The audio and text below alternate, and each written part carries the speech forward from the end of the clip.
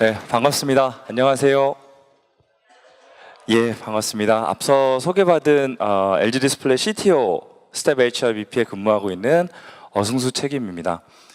컨퍼런스든 강연이든 맨 마지막 타자로 발제를 하는 게 가장 좀 불리하다는 생각을 했습니다. 앞에서 너무나 좋은 말씀을 다 많이 해주셨고요. 어찌 보면 제가 오늘 드리고자 했던 말씀의 상당수가 또 앞에서 커버가 된 것 같습니다. 저는 뒤로 가면 뒤로 갈수록 무슨 말씀을 더 드려야 되나라고 하는 이제 압박감들이 오고 있는 것 같고요. 또 많이들 좀 피곤해 하시고 있는 것 같아서 골자가 되는 내용들로 좀 여러분과 함께 제 고민을 좀 같이 나눠보도록 하겠습니다. 저는 2005년에 LG 디스플레이에 조인을 해서 한 10년 정도 LG 디스플레이 채용 팀에서 근무를 했었고요. 그리고 지금은 이제 그때 제가 선발을 위해서 만들었던 프로그램인 LG 뉴스 프로그램을 쭉 운영하다가 지금 현재는 그렇게 제가 선발한 친구들과 함께 R&D 쪽에 이제 인사관리 지원하고 또 CTO 스텝 HRBP로 많은 임원들께 HR 컨설턴시를 좀 제공해드리는 그런 일을 하고 있습니다. 이제 앞에서 우리 그 팀장님께서 디지털 트랜스포메이션과 관련된 말씀을 많이 주셨고요. 저 역시도 이제 그와 같은 것들에 흥미가 있어서 많은 것들을 좀 시도해봤습니다. 제일 처음에 시도했었던 게 뭐냐면 어떤 사람이 우리 회사에 채용이 최종적으로 합격을 하고 그리고 다른 회사로 갈까? 굉장히 좀 뼈아픈 얘기지만 입사 포기 예측 모델이라는 걸 한번 만들어 봤었고요. 물론 이제 머신러닝 베이스로 만들어 봤습니다. 어렵게 들어오고 그리고 어렵게 들어왔던 친구들이 또 나가는 이제 이런 현상들을 보면서 그러면 이제 우리가 유지를 위해서는 어떤 전략을 좀 써야 될까 이런 생각들 좀 많이 해봤습니다. 성을 공격하는 것 공성이라고 그러고 성을 지키는 것 수성이라고 그러는데 공성과 수성 중에 수성이 더 어렵다고 합니다. 그래서 뭔가를 지키는 게 더 어려운 것 같고요. 이제 그런 얘기들을 좀 같이 나눠보고자 합니다. 요즘을 대변혁의 시대라고 얘기를 합니다. 그리고 변화는 어디에나 있다라는 얘기를 합니다. 앞에 이제 보이시는 그림은 공룡과 이제 사람에 대한 얘기입니다. 혹시 아십니까? 그 사람들의 공룡에 대한 지식이 언제 최정점을 찍는지 혹시 아십니까? 5살에서 6살 때 공룡에 대한 지식이 최정점을 찍고요. 그리고 또 한 번의 픽이 옵니다. 또 한 번의 정점을 찍을 때가 있습니다. 언제냐면 5세에서 8세 정도 되는 아이를 키울 때 그때 같이 올라갑니다. 저희 아들 어제의 어린이가 제일 좋아하는 공룡이고요. 이 실루엣만 봐도 바로 압니다. 티라노사우루스 렉스다라고 이제 얘기를 하죠. 근데 이 친구가 아빠, 근데 왜 공룡은 없어요? 라고 얘기할 때 이 아이에게 죽음의 개념을 설명하기 싫었고 멸종이라는 개념. 자, 공룡은 인간과 다르게 항원동물이 아니어서 변온동물이어서 급격한 지구의 환경 변화를 겪지 못하고 그만 죽고야 말았어. 이 얘기를 아이에게 던질 수는 없었습니다. 친구들하고 같이 저기 멀리 화성이나 목성으로 소풍을 갔다 이런 식의 아름다운 동화를 쓰고 말았는데요. 어쨌든 공룡이 멸종하게 된 가장 큰 원인은 변화에 적응하지 못해서였던 것 같습니다. 앞에 연사님들께서 혁신에 대한 이야기, 변화에 대한 이야기를 던지면서 저 역시 같은 맥락에서의 이야기를 드리게 될 것 같습니다. 실제로 변화는 피할 수 없고요. 그리고 변화는 계속된다는 특징을 가지고 있다라고 이제 말씀을 좀 드리고자 합니다. 그래서 실제로 변화에 대한 압력, 변화에 대한 압박은 이제는 선택이 아니라 바꾸지 않으면 생존을 위협하는, 기업의 생존을 위협하는 굉장히 중요한 요인으로 이제 자리 잡고 있다라고 말씀드리겠습니다. 제가 이렇게 말씀드리지 않아도 늘 들으시는 말씀입니다. 변화해야 된다, 혁신해야 된다, 그렇죠? 조금 더 세게 얘기하면 변화 전문가 데리고 와라, 혁신 전문가 데리고 와라, 있었으면 좋겠습니다. 어딘가 나는 변화 전문가다라고 이야기할 수 있는 사람들이 있었으면 좋겠습니다. 그런데 사실 이런 변화들이라고 하는 것들은 내부에서 이끌어져 나오는 어떤 그 원동력 또 필요성에 대한 것들도 있고요. 또 외부에서 오는 여러 가지 압력들 때문에 바뀌어야 되기도 합니다. 이제 그런 그 변화의 특성들이 있고요. 근데 그 중에 하나가 이제 아까 언급했던 것 같은 정말 귀에 못이 박히게 들으셨을 겁니다. 4차 산업혁명, 나 코딩 배워야 되나? 파이썬을 해야 되나? 텐서플로우를 해야 되나? 학교 다닐 때 내가 알고 있는 수학은 진짜 2차 함수까지가 다였는데 선형대수를 해야 된다. 이런 이야기들이 나오고요. 근데 어쨌든 압력의 하나로 분명히 작용하고 있는 것 중에 하나는 그 인더스트리얼 4.4라고 얘기하는 4차 산업혁명, 우리는 이렇게 좀 설명을 하고 있습니다만 이제 극도의 극단적인 형태의 어떤 자동화, 그리고 모든 것들이 하나로 이제 연결되는 커넥티비티, 이런 것들을 중심으로 연결되는 4차 산업혁명이라는 게 우리한테는 이제 막 엄청난 외압으로 또 동인으로 우리를 끌어가고 있습니다. 즉 변화를 이끌어내라 라고 이제 얘기를 하고 있는 거죠. 사실 변화나 기술의 발전이라고 하는 것은 낯선 일은 아닙니다. 그래서 변화의 양상들을 봤을 때 기술의 변화 양상들을 한번 보시면, 여기 나와 있는 그래프는 인류의 또 다른 별명 중에 하나가 호모 이노베타쿠스라고 얘기를 합니다. 혁신적 인간이라고 얘기를 하는데요. 기술의 그래프를 보시면 쭉 천천히 성장하다가 특정 시점에서부터가 급격하게 성장을 하기 시작을 합니다. 굉장히 빠르게 시작을 하고, 저런 변화들이 아주 우리의 생활들을 윤택하게 만들었고 또한 하나의 위협으로 작용하고 있는 것도 사실입니다. 변화 양상들이 이런 것들이 있고요. 기술들만 발전했느냐? 지금 여기 보이시는 거는 잉게라트의 컬처럴 맵입니다. 문화권별로 가치에 대한 부분들을 이제 매핑을 하는 겁니다. 여러분들은 혹시 이민을 가고 싶다면 어디로 가시겠습니까? 대부분의 분들이 북유럽을 떠올리십니다. 그렇죠? 또 우리 주말에 I로 시작하는 가구 매장에 가보시면 정말 많은 그 북유럽 선호자들이 거기에 계십니다. 그렇죠? 북유럽이 여기 어디에 위치하고 있는지 이렇게 잘 보시면, 여러분 보시기에 맨 우측 상단에 보면 프로테스탄트라고 해가지고 스웨덴도 있고요, 노르웨이도 있고요, 다 저쪽에 있어요. 그런데 이러한 나라들의 특징을 보니까 자기 표현 가치가 굉장히 높은 곳, 적극적으로 참여하고 어떤 신뢰나 포용, 사회적인 신뢰나 포용이 굉장히 높은 것이고, 그와 동시에 매우 합리적이고, 또 뭐 세속적이라 표현했습니다만 매우 합리적이고 현실적인 가치들을 우선하고 있는 곳이다라고 이제 얘기를 하는 거죠. 자, 그러면 우리는 어디 있을까요?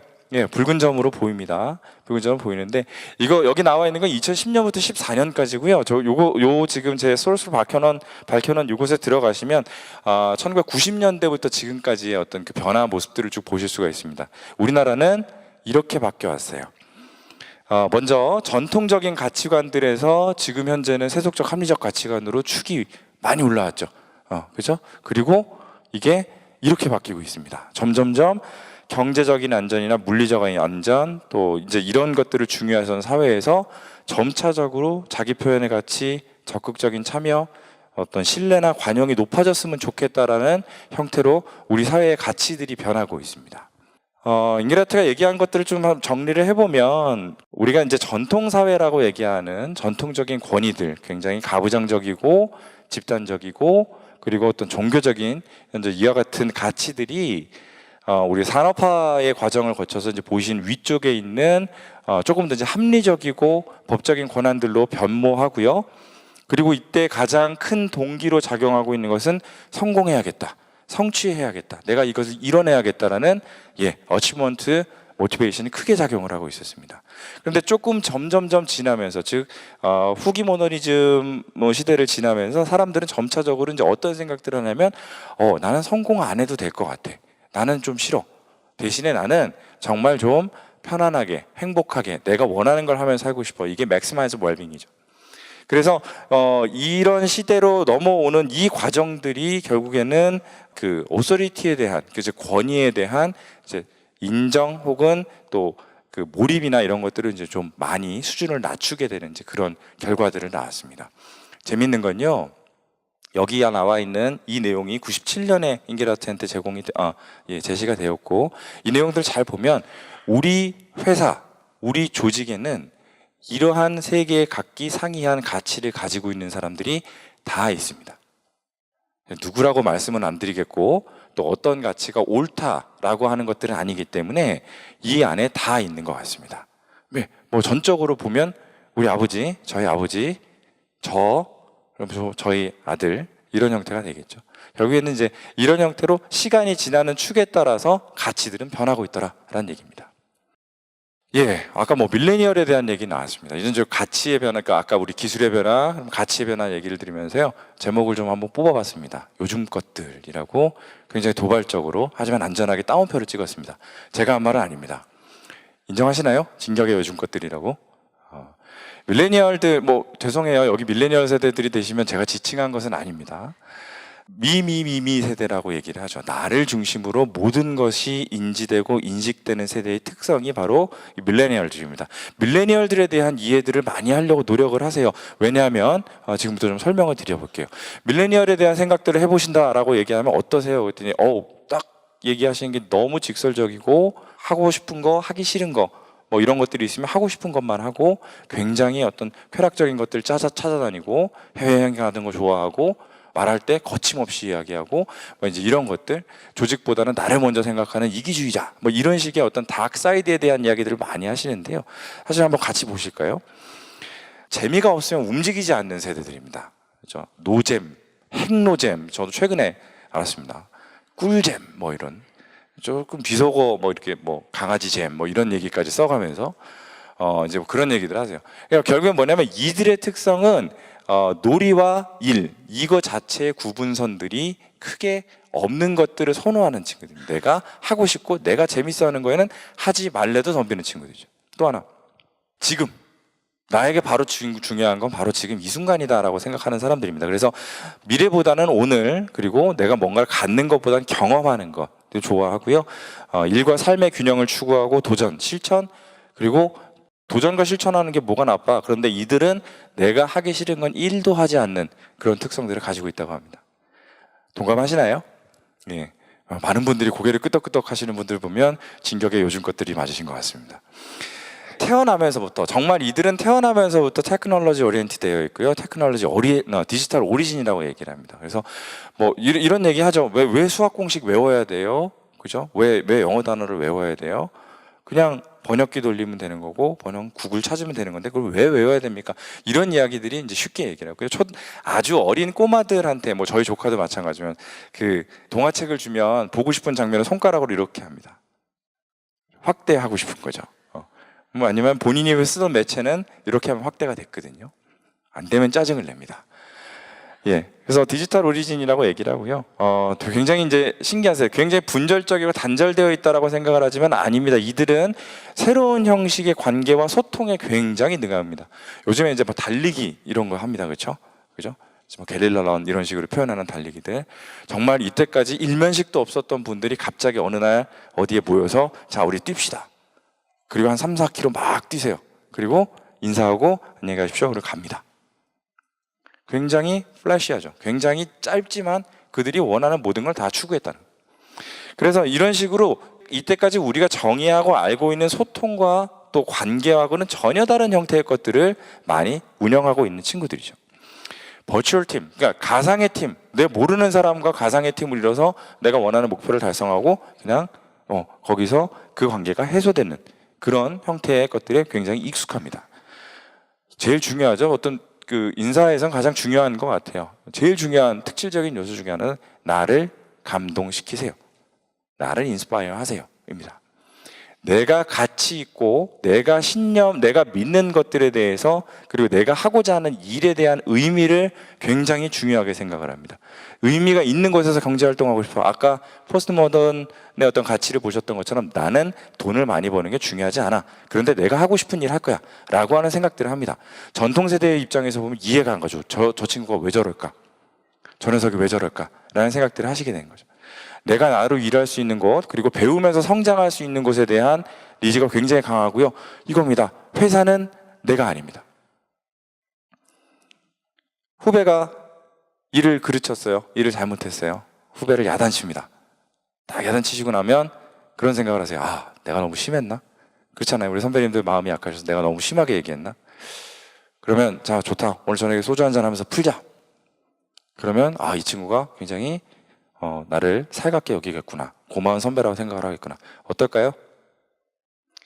예, 극단적인 예지만 내가 너한테 혼까지는 않는데 내가 오늘 저녁에 너하고 술까지 마셔야겠니? 라는 생각을 한다는 거죠. 그러니까 회사의 걸 내가 아니라는 거죠. 우리 아버지 세대는 회사는 나, 그렇기 때문에 회사에 충성을 하고 회사의 발전이 나의 발전이다 라고 생각하셨던 거에 비해서 완전히 반대부에 있는 거예요. 회사는 내가 아니에요. 내가 하고 싶은 일이 나에게도 의미가 있는 거죠. 그런데 재미있게도 이들은 굉장히 자신만만하고요. 그리고 또 기대치도 높아요. 내가 하는 일들에 대해서, 내가 할 일들에 대한 기대치도 상당히 높습니다. 그리고 성취지향적이에요. 근데 이 성취지향의 포커스가 회사에 있다? 아니요. 나에 있습니다. 내가 성취하는 거에 관심이 있다는 거죠. 왜 중요하냐? 이 밀레니얼들이 왜 중요하냐라고 얘기를 했을 때는 2020년까지 전 세계 노동인구의 한 50%, 좀 더 지나면 이제 아마 75%들이 이제 이런 인원들이 될 거고요. 한 여기 2030년 정도 되면 또 다른 뭐 저 같은 사람이 나와서 다음 세대에 대한 이야기들을 할 겁니다. 그 세대는 이렇답니다. 라고 하는 얘기를 하겠죠. 이제 그 인류의 발전과 함께 그렇게 좀 진행되어 왔던 건데요.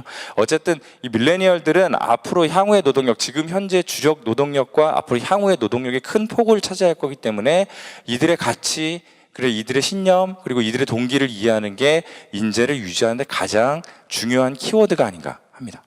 그래서 왜 떠나는가라고 이제 이렇게 보면 여러분들 보시는 것처럼 왜 떠날까요? 라고 물어보면 대부분 뭐 그런 얘기를 하세요. 연봉이 적으니까. 예, 맞습니다. 그것도 굉장히 중요한 이유 중에 하나입니다. 그런데 2년 안에 경제적인 경제적인 것들이 이제 보장이 된다면 당신은 이 직장을 떠나시겠습니까? 무려 44%가 네, 그렇습니다라고 얘기를 하죠. 그리고 직업 선택을 함에 있어서도 적성이나 흥미를 중요시하는 게 한 22.5% 정도 됩니다. 보시기에 오른쪽은요, 딜로이트와 우리 잡코리아에서 조사한 내용들을 좀 합쳐놓은 거예요. 파란색이 우선 고려, 내가 직업을 선택할 때 우선 고려하는 것이 뭐지요? 라고 물어봤을 때 굉장히 솔직하죠. 금전적인 보상, 복리후생 매우 중요합니다 라고 얘기를 합니다. 그리고 긍정적인 조직 문화 굉장히 중요하다라고 얘기를 하죠. 뭐 조직 문화로 뭉뚱그려져 있지만 여기서 내가 정말 배울 수 있느냐, 가치 있는 일을 할 수 있느냐, 이런 것들이 이제 다 포함되어 있는 컨스트럭트입니다. 그리고 유연성, 근무 시간, 근무 지역 이런 것들도 좀 유연했으면 좋겠고, 일을 하는 프로세스 좀 유연했으면 좋겠다라는 얘기. 지속적인 학습이나 성장의 가능성도 굉장히 중요하다라고 얘기를 하고 있습니다. 보시기에 이제 회색으로 표시된 위에 나와 있는 그 막대 그래프는 실제로 이 사람들이 뭐 때문에 나가지요? 라고 하는 것들을 물어봤을 때 답변한 내용입니다. 우선시 고려했던 게 금전적인 보상이 1위였던 거하고는 조금 다르게 해요. 금전적인 보상도 중요하지만 이들이 나갈 때 금전적인 보상 때문에 나가는 것만은 아니더라. 그리고 이게 주요한 원인만도 아니더라 라는 얘기입니다. 그러면 아이러니하게도요, 긍정적인 조직 문화라고 하는 부분에 있어서 나는 참 이 조직 문화가 어려웠어요. 나는 이 조직 문화에 내가 맞추기가 어렵습니다 라고 하는 내용들입니다. 또 지속적으로 학습하거나 성장할 수 있는 기회들이 별로 없었어요. 어렵게 취업 관문 뚫고 들어왔는데 제가 1년 동안 한 건 나를 키운 것에 팔아는 바람이 아니고 나를 키운 것에 팔아는 방치였다, 뭐 이런 얘기 많이 하죠. 야, 네가 뭐라 그러, 너는 생각하지 마, 하란 대로 해. 꼭 이런 것까지 해줘야 하니, 이제 이런 식의 이야기들을 들으면서 자존감이 깎이기 시작한다. 그래서 그런 것들을 못 견뎌 한다라기보다 지금 현재 여기서 내가 이렇게 이런 환경들에서 내가 일을 하는 것보다 더 좋은 기회를 찾아서 내가 중심이 될 수 있는 곳, 내가 주도적으로 뭔가를 할 수 있는 곳으로 가볼래 라고 하는 친구들이 이제 많아졌다는 거죠. 그래서 그들은 왜 떠나는가에 대한 이야기들을 들으면서 이제 가장 이제 많이들 이야기하고, 또 저희가 회사에서 어떤 그 조직 몰입도나 아니면은 직무 만족도요, 이런 것들에 대한 가치 설문들을 이렇게 해보면 이게 나옵니다. 버추얼 4라고 얘기했는데요, 가상의 적입니다. 어디에도 있고 어디에도 없는 것, 꼰대요. 그래서 우리 임원들이 제일 걱정하시는 것 중에 하나가, 야, 어책임, 내가 꼰대 같냐? 라고 이제 많이 여쭤보십니다. 아닙니다 라고 얘기를 드리죠. 아닙니다, 당연히 그래야 되지 않겠습니까? 그렇죠? 그런데요, 재미있는 현상은 우리 요즘의 어떤 그 친구들은 이 꼰대라는 문화 자체를 소비하기 시작을 했습니다. 어떻게 소비하나 봤더니 제 후배가 저한테 이제 케이톡에 이모티콘 하나 보내요. 이런 걸 보냅니다. 그렇죠? 이게 이제 꼰대티콘이라고 하는, 여기 나와 있는 이런 주옥 같은 펀치라인들을 한번 경험을 다 해보셨을 거라고 생각을 합니다. 불만 많아가지고 모르는 게 없나, 왜 질문을 안 해? 질문하면 야단칠 게 뻔한데, 그렇죠? 나 때는 안 그랬는데 옛날에 비하면 많이 나아졌다. 희화의 대상이 돼버린 거예요. 재밌게 지내면 자기들끼리 이런 거 보내면서 좋아합니다. 나 때는 안 그랬는데 이러면서. 더 재밌는 건 이런 거죠. 약치기라는 걸 저 되게 좋아하는 건데요, 피할 수 없다면 즐기라고 했더니 따귀를 때려버립니다. 못 피했으니 즐기세요, 이렇게 얘기를 합니다. 그죠? 그러니까 희화의 대상이 돼버렸어요. 그죠? 많은 분들이 이렇게 얘기를 하세요. 야, 내가 문제라고 뭐 뭐 너는 나에 안 될 것 같아? 라고 이제 막 이렇게 서운해 하시죠. 그렇죠? 후배들이 이렇게 희화의 대상이 되는 걸. 사실은 저는 이렇게 봅니다. 이게 지금 단지 어떤 가치의 상충이나 세대 간의 극간이나 갈등 이런 걸로 보여진다라고 생각하실 수도 있겠지만, 제가 바라보기에는 사실은 이러한 것들로 상징화된, 대상화된, 그리고 객체화된 조직 문화의 불합리성이나 불공정성, 그리고 부조리에 대한 희화, 그걸 통해서 저항하고 있다라고 생각을 합니다. 그래서 이제 이런 특성을 지닌 친구들, 이런 특성을 지닌 참 까다로운 우리 밀레니얼들을 조직에서 아주 어렵게 우리가 인재 확보해서, 그럼 이 친구들을 어떻게 우리가 잘 조직에서 데려갈 수 있을까, 잘 유지할 수 있을까, 그래서 우리 핵심 원동력으로 어떻게 키울 수 있을까, 이런 고민들 많이 하실 겁니다. 아까도 저기 갔더니 벽면에 이제 붙여놓으신 거 보니까 직무 로테이션도 좀 해야 되고 참여할 수 있는 기회도 줘야 되고, 예, 맞습니다. 당연히 그렇고요. 그런 것들을 통해서 이제 본인들이 내가 주가 될 수 있구나, 내가 자율적으로 뭔가를 할 수 있구나라는 얘기입니다. 제도는 굉장히 다양하고 많죠. 이때까지 사실은 여러 HR 컨퍼런스나 또 아주 유명한 회사들의 어떤 훌륭한 제도들이나 이런 것들을 보면 굉장히 오랫동안 고민하시고 또 그런 것들을 정착시키기 위해서 많은 노력들을 하신 어떤 그런 인고의 시간들이 다 보입니다. 그래서 굉장히 좋고요. 그런데 왜 다시 이제 이런 것들이 이야기가 되고 지속적으로 이런 것들이 중요하다라고 얘기를 하나 보면, 근원적인 부분들에 대한 것들을 같이 좀 생각해 보지 않으면 안 될 것이고, 그렇습니다. 그래서 제일 먼저 제가 좀 같이 말씀드리고자 하는 건 결국에는 동기라고 하는 겁니다. 왜 동기냐? 모티베이션 정말 귀에 못 박히도록 들으셨을 거예요. 동기부여해야 된다, 동기부여가 안 돼요. 동기에 대한 이야기들 굉장히 많이 하고, 그럼에도 불구하고 클래식은 영원한 것 같습니다. 동기란 정말 그야말로 사람이 움직이고 행동하고 무엇인가를 결정하고 행하는데 어떤 근원적인 동인으로 자리 잡고 있는 것들을 동기라고 얘기를 하는데요. 이제 동기에 대한 여러분들 잘 아시는 것 같이 내적 동기, 외적 동기 이런 것들이 많이 있습니다만, 현대적인 의미로 제가 좀 가지고 와본 거는 이런 내용들입니다. 특히나 이제 밀레니얼들에 대한 이야기를 하면서 좀 이런 얘기를 좀 하고자 해요. 여러분들 보시기에 왼쪽에 있는 거는 이제 조절 초점이라고 하는 겁니다. 그러니까 사람이 일을 수행을 함에 있어서 갖고 있는 두 가지의 행동 이제 방법들, 일을 수행하고 이것을 이 목표를 달성하기 위해서 가지고 있는 두 가지 방법이 있는데요. 한 축은 프로모션 포커스, 그래서 증진 초점입니다. 그 한 축은 그 반대, 프리벤션 포커스입니다. 그래서 프로모션 포커스는 뭔가 좀 으쌰으쌰 하고 싶은 친구들이에요. 실수도 있을 수 있겠지만 성공에 대한 기대가 더 큰 친구들입니다. 그리고 첨가형 후회, 그때 내가 이걸 했어야 되는데, 그때 내가 이거를 하나만 더 이렇게 봤으면, 내가 저분한테 한 번만 더 물어봤어야 되는데, 이런 첨가형 후회라는 친구들이고요. 성공에 대한 가능성, 실패하면 어떡하지 보다 성공에 대해서 성공하면 이거 좋을 거야 라고 생각하는 친구들인 거죠. 그리고 시도도 빨리 해보고 빨리 망하고, 많이 해보고 많이 망해보고, 거기서 성공을 하는 이제 그런 형태를 우리가 프로모션 포커스라고 합니다. 그 반대급부가 이제 프리벤션 포커스죠. 문제는 뭐냐면요, 이 프리벤션 포커스 어떤 게 더 좋다 나쁘다에 대한 거는 없어요. 일의 특성이나 조직의 맥락이라고 하는 부분에서 이러한 특성들이 필요한 점들이 있다라는 거죠. 예를 들어서 R&D나 어떤 이런 쪽에 창의적으로 굉장히 많은 생각들을 해야 되고, 기존에 없던 것들에서 여러분 전문 용어로 맨땅에 헤딩을 해서 뭔가 개념들을 만들어내야 되는 사람들은 프로모션 포커스가 좀 더 나올 수도 있습니다.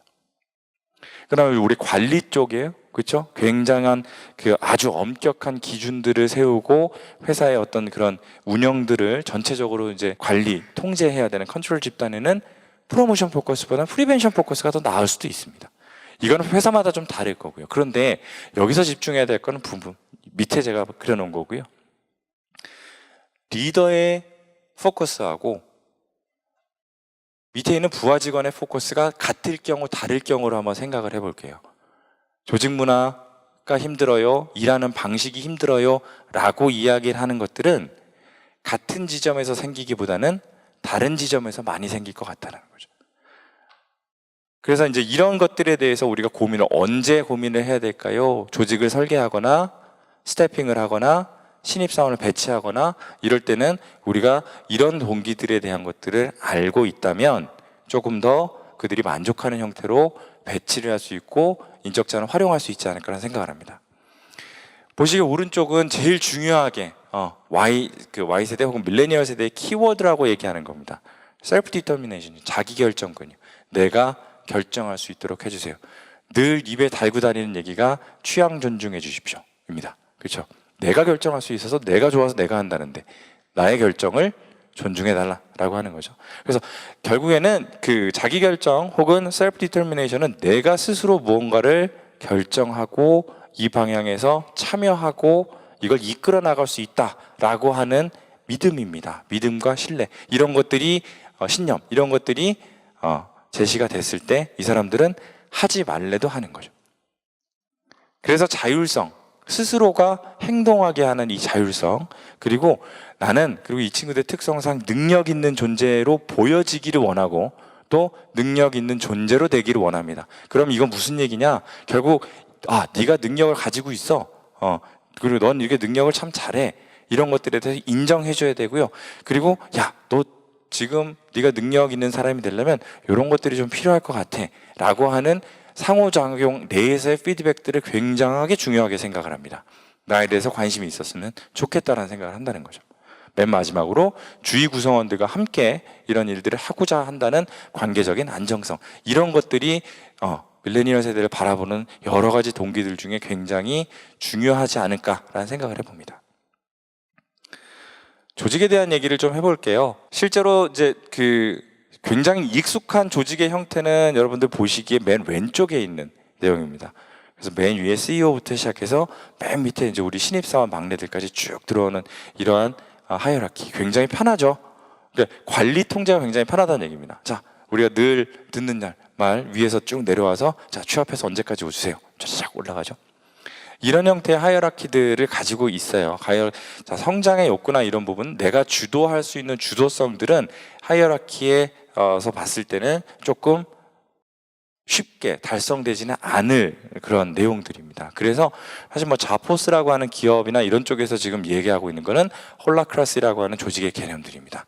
아주 유연하고, 그리고 어떤 그 특정한 사람에게 어떤 일들이나 이런 것들이 일 베이스로 조직이 나뉘어 있는 것보다는 조직에서 가지고 있는 이 사람의 역할 구분으로 어떤 그 역할의 롤의 서클들이 막 이제 움직여지게 됩니다. 예를 들어서 자, 우리 인재 유지를 고민하고 싶은 사람, 이런 데 관심 있는 사람, 또 이런 것들을 고민할 때 여기 적정한 스킬셋들이 있거나 아니면 지식이 있거나 경험 있는 사람 같이 모여서 일해볼까? 라고 하는 형태의 아주 유연한 것들이에요. 물론 여기 보이시는 것처럼 붉은색으로 표현되어 있는 것처럼 리더 서클들이 있습니다. 이 사람들이 모여서 어떤 아주 큰 방향성들은 이분들이 정하는 그런 형태가 되겠죠.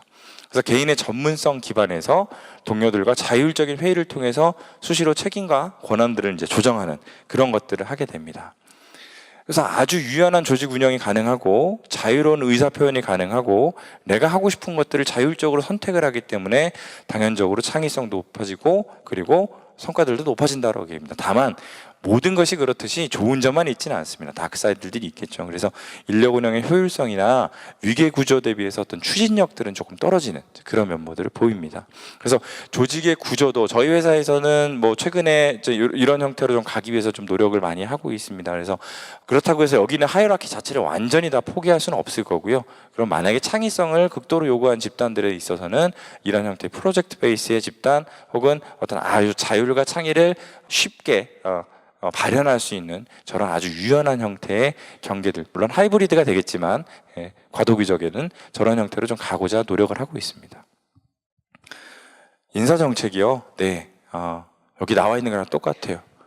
모든 한 번에 하나의 인사제도를 가지고 모든 구성원들의 니즈나 그들의 어떤 욕구나 바람들, 가치들을 다 충족시킬 수는 없죠. 근데 이때까지는 우리는 어떻게 했느냐? 제도를 만들어요. 자, 이게 제도야. 자, 지금부터 시작해. 그러면 여기 다 따라. 라고 하는 내용들이었습니다. 그죠? 그런데 이 제도를 세팅할 때 가장 일반적으로 생각하는 것 중에 하나가 그 average employee하고 average leader입니다. 아마 우리가 선험적으로 생각하기에 검증은 해보지는 않았지만 이 사람들은 대체적으로 이럴 거야. 인간이라면 당연하기 때문에 이럴 거야 라고 하는 것들이기 때문에 그런 것들을 가지고 인사제도를 만들어 왔고 그 제도를 모든 사람에게 적용을 해서 한 번에 따라오게 합니다. 그런데요, 제가 언젠가 저희 그룹에서 진행한 그 HR 컨퍼런스에 구글에 계신 분께서 오셔서 우리의 드레스 코드는 굉장히 심플합니다. 입어라입니다. 정말 감동을 받고 혼자 굉장히 크게 박수를 쳤어요. 그죠? 비즈니스 캐주얼이라고 하면 이런 것들이고요. 노타이 정장은 이렇게 입으시고요. 이런 식의 규정이나 규제가 아니라 큰 하나의 맥락, 그라운드를 하나를 주고 그 안에서 본인들이 자율적으로 하세요라고 하는 이제 그와 같은 모습들에서 물론 극단적인 예지만 굉장히 저는 좀 감명을 받았고요. 이제는 인사제도를 통해서 혹은 인사의 어떤 펑션들이 우리의 구성원들을 컨트롤한다기보다 그들이 갖고 있는 창의성과 자율성들을 끌어올릴 수 있는 퍼실리테이터로서의 역할을 하지 않으면 안 되는 시기들이 있죠. 왜냐하면 아까 말씀드렸던 것처럼 우리 회사에 로열한 게 아니고요. 내가 하고 싶은 일에 충성하는 겁니다.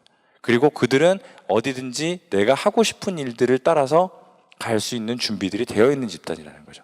그래서 그들에게 이러한 본인들의 어떤 창의적인 또 자율적인 주도적인 것들, 독립적으로 뭔가를 수행할 수 있는 그런 제공들을 계속적으로 제공할 수 있는 툴들이 주어져야 되지 않느냐라는 얘기입니다.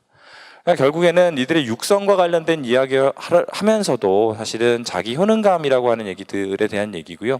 우리 사람들을 키워나갑시다 라고 얘기를 할 때 늘 우리 HR에서 항상 하는 얘기가 뭡니까? 피드백을 잘하세요. 연말 성과평가 기간인데 피드백 잘하십시오. 피드백이 중요합니다. 피드백 잘하셔야 돼요 라고 얘기를 합니다. 그렇죠? 잘 되는가요? 잘 되시는가요? 현업에 있는 우리 라인 매니저들이나 프론트 매니저 라인에서 잘하고 계시던가요? 아니죠.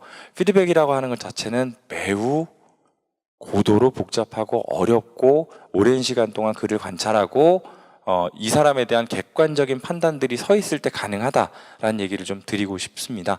그래서 그 자기 효능감이라고 하는 게 어떤 목표가 쓰고 그에 대한 행동을 하고 그의 결과치를 갖고 올 때 어떤 기본적으로 사람들은 내가 이 목표를 수행하기 위해서 이런 행동들을 난 충분히 할 수 있어. 나는 저 목표를 달성할 수 있어. 라고 하는 이제 효능 기대감이 있고요. 그리고 내가 이런 행동을 하면 아마 저런 결과들을 올 거야. 라고 하는 결과 기대. 가장 쉬운 예로 집에 가다 로또를 사면 아마 난 내일 로또를 맞을 거야.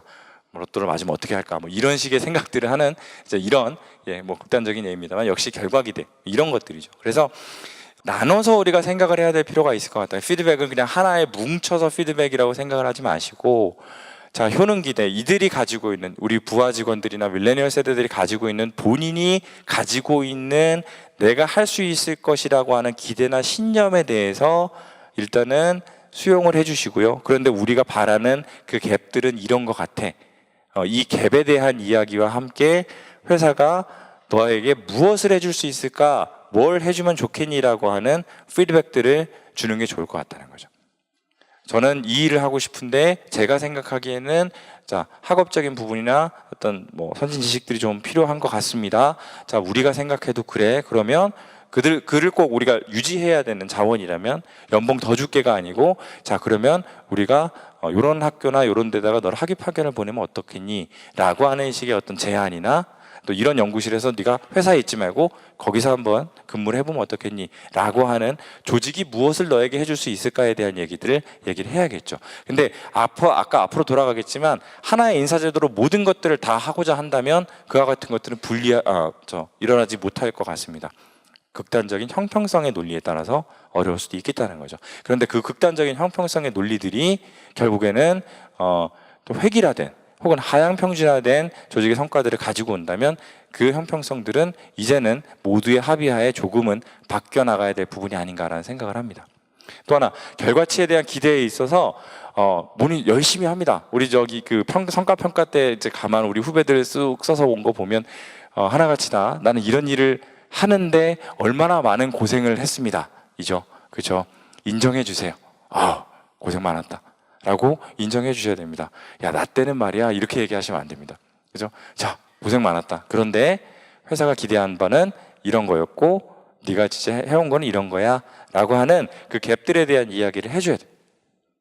갭들에 대한 이야기를 할 때 사실은 되게 중요한 건요, 내가 한 성과물들에 대해서 어떻게 평가하고 판단할 건지에 대한 평가 도구에 대해서 이들이 수용할 수 있어야 됩니다. 그게 절차의 공정성이 되고, 그리고 이러한 매저들에 대해서 사실은 상호 간에 합의가 되는 거죠. 말은 쉽죠, 그렇죠? 정말 안 됩니다. 그러면 우리는 이때까지 이런 것들에 대해서 몰랐었느냐? 이 자리에 앉아 계신 분들이 아니요, 너무 잘 알고 계셨을 거예요. 너무나 잘 알고 계셨을 겁니다. 근데 왜 지금 이 얘기를 다시 하지? 예, 새로운 인재들, 그들이 갖고 있는 가치나 동기들이 너무나 다양해지고 기존과 다르게 바뀌어가고 있기 때문입니다. 정리해 보겠습니다. 밀레니얼 세대 혹은 핵심 인재, 조직 내 핵심 인재들은요, 성과 창출을 통한 조직 내에서의 고속 성장을 열망합니다. 그렇기 때문에 우리들은 이들에게 리더십의 기회를 줄 수 있겠죠. 리더십이라는 게 팀장이나 임원 자리를 주세요가 아닙니다. 물론 그것도 리더십입니다만, 그들에게 어떤 과업에 있어서 그들만의 팀을 꾸려서 실제로 이런 것들을 해볼 수 있는 기회를 부여해 보시면 어떨까 제안드립니다. 학습에 대한 욕구, 그리고 성장에 대한 욕구, 그리고 지속적인 피드백에 대한 욕구가 굉장히 큽니다. 그러면서 이때까지 이들이 갖고 있는 가장 큰 불만은 주관적인 판단으로 나에 대한 이야기를 한다. 이게 굉장히 어려워하고 힘들어하는 얘기입니다.